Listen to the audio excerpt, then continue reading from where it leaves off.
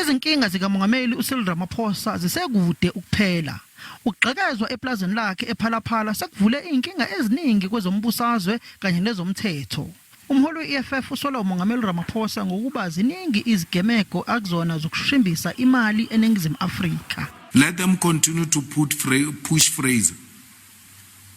There's more that these people have been doing in this country, bringing money illegally, engaged in money laundering, in illicit financial flows without being held accountable.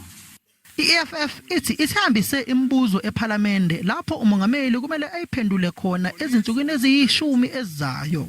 Le mibuzo ifaka ngokuthi imalini eyantshontshwa eplazini lakhe uRamaphosa ingamarandi noma ingamadola noma zikhona yini ezinye izindawo lapho umongameli Ramaphosa afihle khona imali.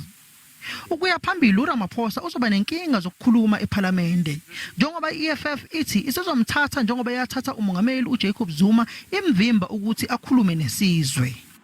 We will treat him the same way we have treated Zuma. He must leave the office with immediate effect because he has not respected his oath of office. Umongameli Ramaphosa ngolesine kumele akhulume ePhalamende efake izabelo zemali ezosetshenziswa eofisini lakhe. I-EFF ithi angeke imvumele ukuthi akhulume. Ngingusamkele Maseko ngibekela indaba ze-SABC eGoli.